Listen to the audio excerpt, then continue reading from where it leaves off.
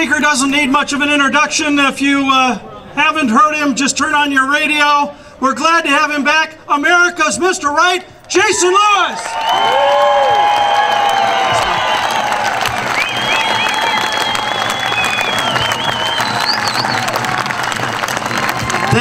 Thank you very much. It is great to be in front of thousands of proud Minnesota taxpayers.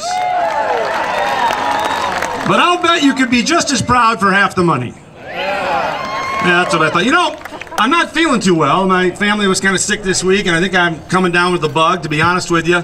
I was driving here, and I thought, what's going on? Why am I so sick now on a beautiful day? I mean, Al Gore couldn't have given a better introduction than that. And I finally figured it out. The legislature is making me ill.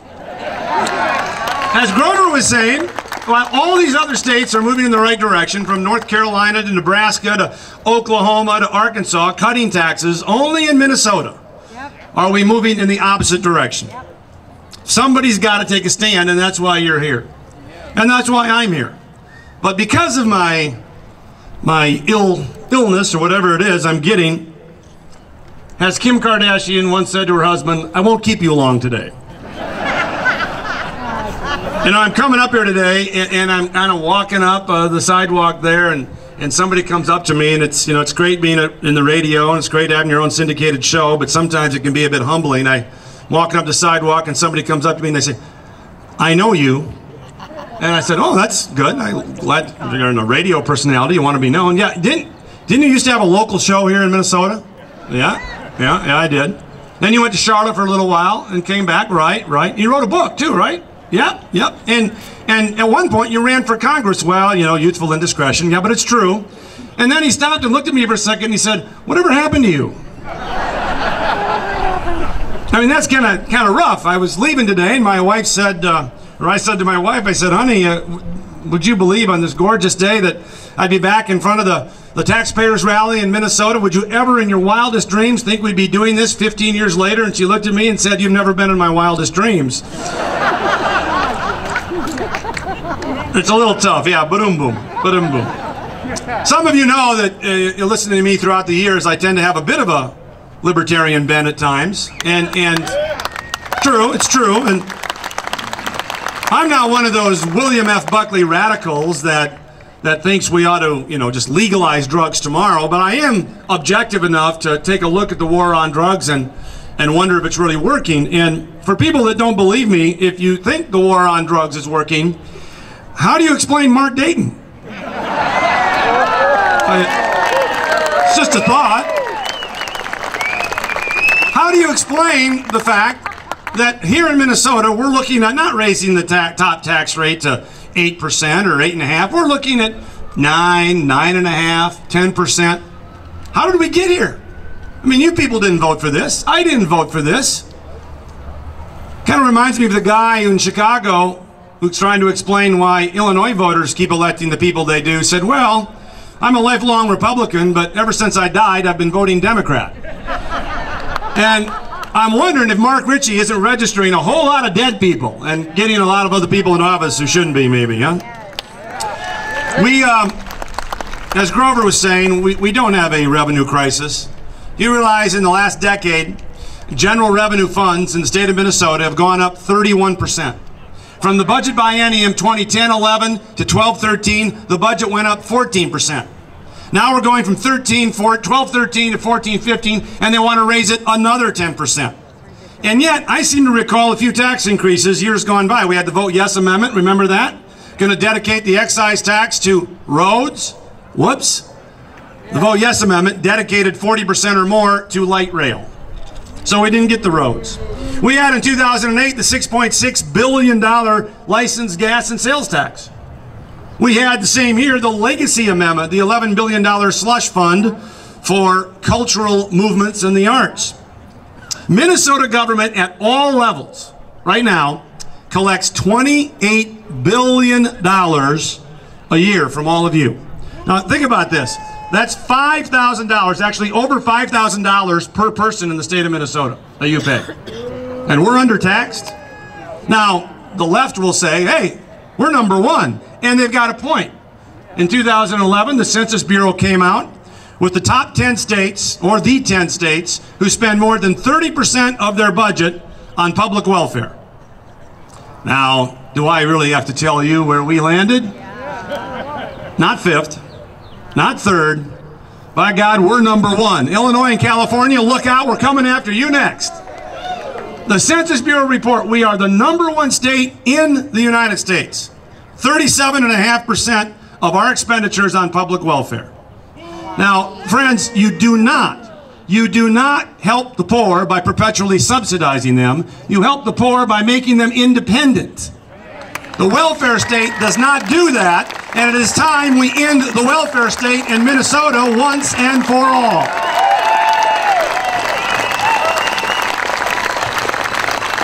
Now, in this present crisis, as some of the speakers noted, we don't have a budgetary problem. We've got a $35 billion general fund budget. Guess what? Revenues are slated to go up $1 billion next year if we do nothing. So it's going to $36.1 billion. So how is it we have a $600 million deficit? Because revenue or spending was set to go to $36.8 billion to be accurate. But that's not good enough for Mr. Dayton. That's not good enough for the Senate or the House. They want to take general fund spending in 1 year from $35 billion, or I should say in 2 years, budget biennium, from $35 billion to either $38 billion or $39 billion if you listen to the House members. So we are imposing, we don't have a budget deficit. Revenues are going up $1 billion. If we froze the general fund budget, banish the thought, many of us have had to freeze our business budgets. They seem to be unable to do that. But if we froze it, we'd have $1 billion surplus. If you let it go up the way it's scheduled to go up, we've got a $600 million deficit easily solved. That's not good enough for the Democrats. They are, I want you to understand this, the Democratic Party in Minnesota, the DFL, are deliberately imposing and proposing a $2 billion deficit so they can raise taxes $2 billion. That's what they're trying to do. And yet, the top 50% of income tax earners in the state of Minnesota pay 96.5% of all income taxes. The top 50%, according to the Minnesota Department of Revenue, pay 96.5% of all the income taxes. Top 10%, the lucky duckies making over $130,000, why they pay a measly 56% of the income tax. Now, I know what some people think. Well, that's not me. I don't care about the top 10%. And you hear it from the apologists for the big tax increases saying, look, the governor says my tax increase will only hit about 2, 3, 4, maybe 6% of all returns filed. Now that's a clever little game. It only hits 6% of all their income tax returns. Let them raise their taxes. Except what they don't tell you, and what I had to squeeze out of the Minnesota Department of Revenue last week, was those tax increases hit 53% of all business income. So you may hit 6% of the taxpayers, but they've got 53% of the income. That means you're taxing over 50% of small business income. Is that a way to grow Minnesota? No. Is that going to be good for the working family who needs a job? No, no, it's not. You cannot simply continue this sort of politics of envy, mob rule. We're going to tax the other guy, take away his or her rights. It's only the top 2%. Well, what the heck? Let's just take away their First Amendment rights too. It's only the 2%. You see, we live in a country that prides itself on individual rights. We put the individual atop the ethical pyramid so that the mob cannot get at him. That was the great American experiment. The pursuit of your happiness, the individual's happiness, not Mark Dayton's, not Al Franken's, not the DFL legislature or anybody else. The pursuit of your happiness, whether anybody else likes it or not. You and I don't need to defend the wealthy. They can defend themselves. We need to defend the people who are trying to get wealthy. And at the federal level, the picture's pretty much the same. The feds this year will collect $2.7 trillion in revenue. Guess what? That's a record. $2.7 trillion. Since 2002, federal revenue has gone up 50%. And that's before the Obama hikes. But spending in the last decade went up 90%. I don't know, I'm going to go out on a limb and say I think we've got a spending problem and not a revenue problem. And the bottom line is, as that great philosopher Phil Mickelson pointed out a few months ago, You can't tax your way out of this. Capital is mobile. People are mobile. They're going to move around. They're going to go offshore. You know, the great Buffett rule that the president and Warren Buffett, who's made a living off the tax code, wanted to impose that every millionaire spend or pay at least 30% of their income in taxes. So we're going to impose that. How much is the Buffett rule going to raise for the federal government a year? $5 billion. Because the CBO reports the top 1%'s income tax is already 29.5%. You can't tax your way out of this. $5 billion when we've got $1 trillion deficit. If you confiscated every single penny over $1 million of income, if you took every millionaire's income over $1 million and took it all, you would raise about $930 billion. You wouldn't even solve this year's deficit. Now, you can't tax your way out of this. We're in a debt crisis. Our debt is now 105% of GDP. You know, I mean, the Greek-style debt is looking good compared to us. So at some point, you got to realize when you've got a debt crisis, here's a novel thought. You liquidate the debt. And if you can't grow out of it, and you can't, and if you can't tax your way out of it, and as the Federal Reserve has noted, you can't even print your way out of it because people simply take the money and they keep it on the sidelines. You know, let me digress for a second. The real problem with all these stimulus plans, whether it's QE1, QE2, QE3, whether it's, you know, cash for clunkers or the Obama stimulus plan, there isn't a person involved in the real business world that doesn't know one thing about all of these. They're temporary. What's going to happen when they're gone away? What's going to happen the moment the Fed says, okay, we're done providing interest at 0%? What's going to happen to the bubble we're reflating right now with all the new homes we're building again, just like in the first part of the decade when those interest rates go up? What's going to happen to the value of farmland? What's going to happen to your bond portfolio, equities? It's all temporary. And that's why it never works. Because the market makers look at this and say, oh, I'm not going to invest because QE3 is going to end. The stimulus plan is going to end. You can't do this forever. And if you try to do it forever, you're called Europe. It doesn't work. And so what we're doing is we're trying to avoid a market correction. We're trying to avoid a little recession by setting ourselves up for a big recession. In fact, any government that tries to avoid a little recession by taxing and spending and printing its way out only gives the country a bigger recession. So we had a massive correction in 2008. Instead of liquidating the debt and letting those failed Wall Street companies go under, letting the market work, we decided to reflate the bubble again. We decided to bail them out. And all we're doing is setting it up for the next correction. You know, to paraphrase a great president, let me put it to you this way. A recession is when you lose your job. A recession is when your neighbor loses his job. A depression is when you lose your job. But recovery begins in Washington when Al Franken loses his job.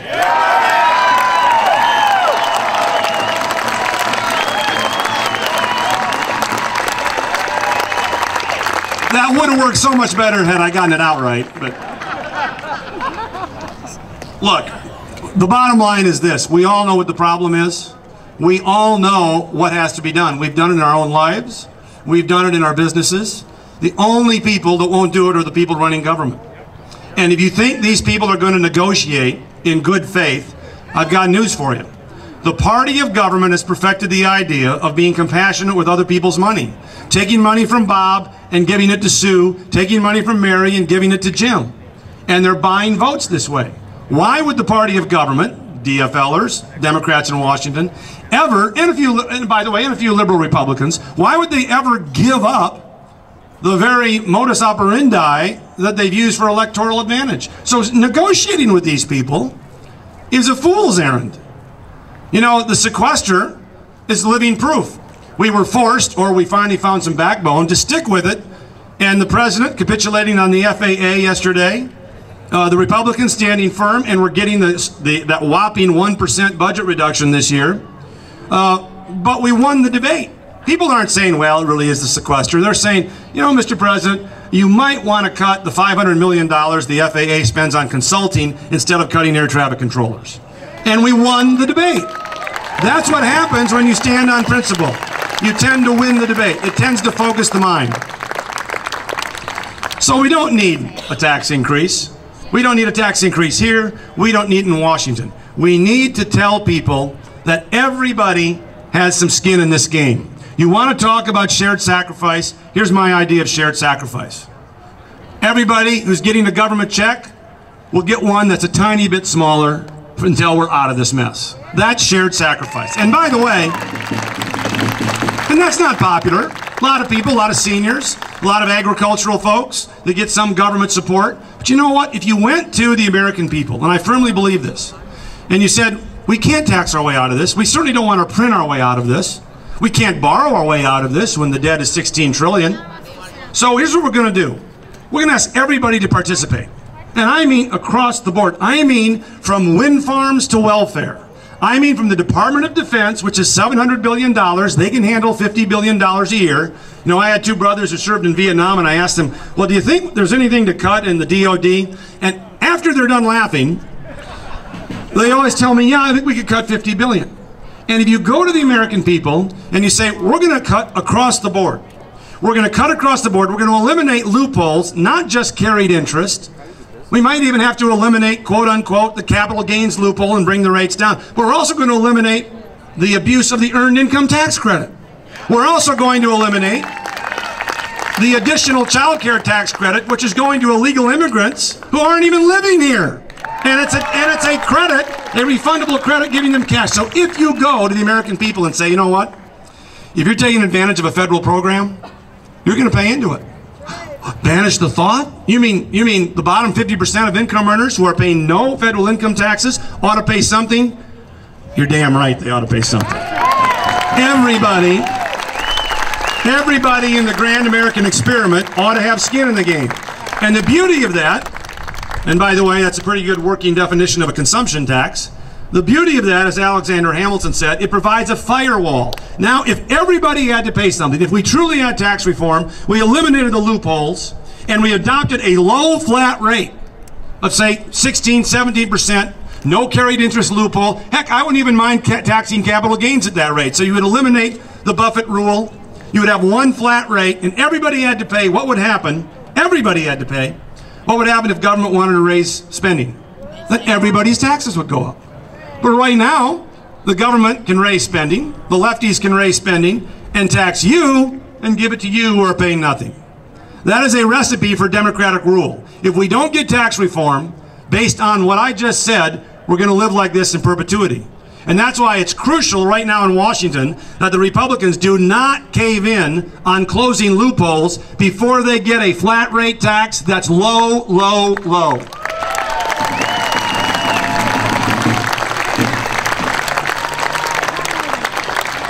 We are all a bit besieged. We can't figure out what's happened to our country. That warm spring breeze you're feeling right now is the founding fathers spitting in their graves. We don't know what's going on. We're a bit worn.